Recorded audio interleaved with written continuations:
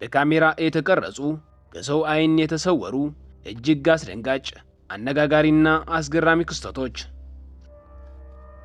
ሰላም እንደምን አላችሁ ክቡራትና ክቡራን የቻናሌ ቤተሰቦች። በዛሬ ቪዲዮ በዓለማችን ላይ የተከሰቱ ከሰው አይን የተሰወሩ ነገር ግን በካሜራ የተቀረጹ አነጋጋሪና እንቆቅልሽ የሆኑ 6 አስገራሚ ክስተቶችን ይዤላችሁ ቀርቤያለሁ። አንደኛ፣ ላይቭ ላይ ያጋጠመው አስፈሪ ክስተት። ላይቭ መግባት አዳዲስ ሰዎች ለመተዋወቅና የቀን ውሎአቸውን ከሰዎች ጋር ለማጋራት ከዛ ባሻገርም የሰው ልጆች ኑሯቸው ለማስተካከልና ልምዳቸውንና ሙያቸውን ለማካፈል ይጠቀሙበታል። ከእነዚህም ከላይ በምስሉ ላይ እንደምትመለከቱት አንድ ኢሚፊኮ የተባለ ግለሰብ ኦሜግል በተባለ ድረገጽ ላይ የማያውቃቸው ሰዎች ላይቭ እያስገባ ይተዋወቃቸው ነበር።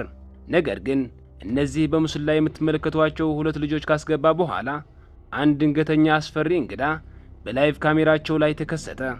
ሰዎቹ ማንም ሰው ላይቭ ላይ እንደሚያደርገው ወሬያቸው ለመጀመር ከየት እንደመጡና ምን እንደሚሰሩ እየተጠያየቁ ነበር። ከየት ነው የመጣችሁት ልጆች? እኔ የምኖረው አርጀንቲና ነው። እናንተስ? ዝም ብዬ ሳያችሁ ስፔን ትመስላላችሁ። ስማችሁስ?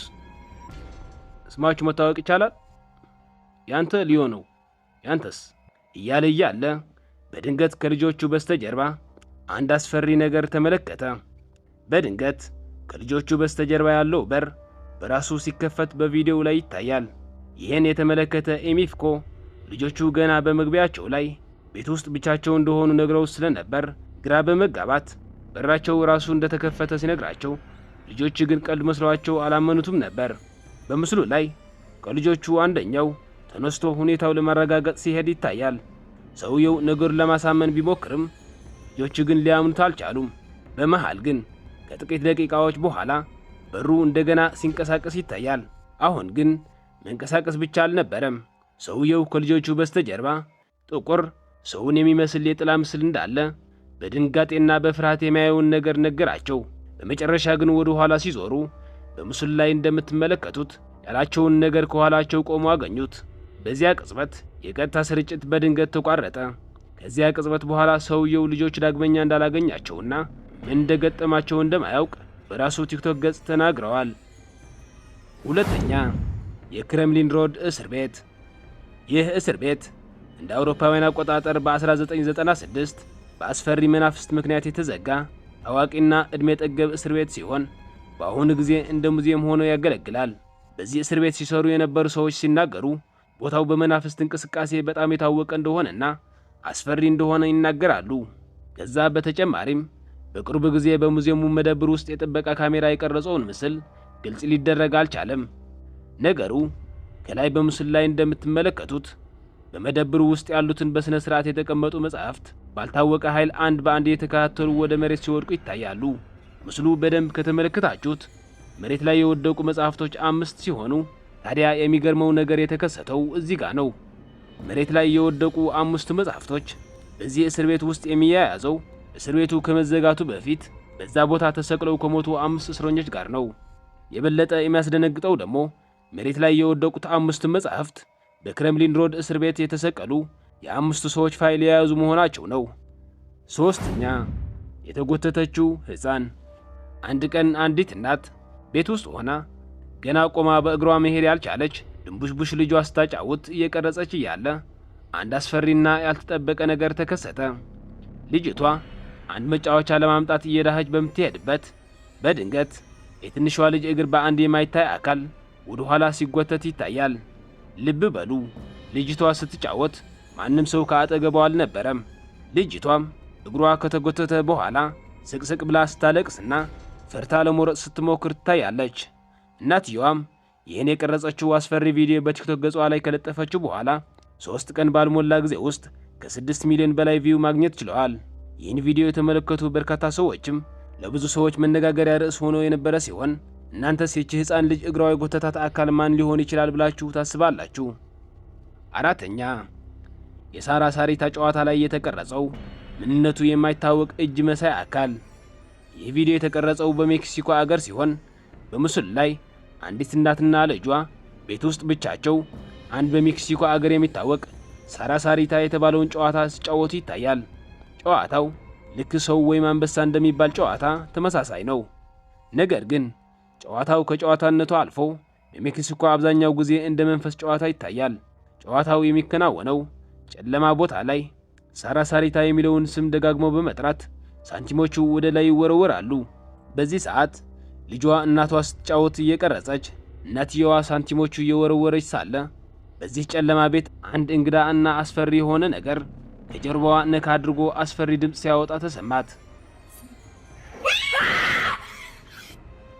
እናትየዋም ፈርታ የተሰማት ነገር ለልጇ ስትነግራት ልጇን ፈርተሽ ነው በማለት ጨዋታውን ለመሞከር በተራዋ በእናቷ እየተቀረጸች ሳንቲሟን መወርወር ጀመረች። ነገር ግን ቀጥሎ የሆነው ነገር በእውነት አስፈሪ ነበር። በድንገት በልጅቷ ትከሻ ላይ አንድ የማን እንደሆነ የማይታወቅ እጅ ታየ። እናቲቱ ይህን የማን እንደሆነ የማይታወቀው በልጇ ትከሻ ላይ የተቀመጠው እጅ ስታይ መጮህ ጀመረች።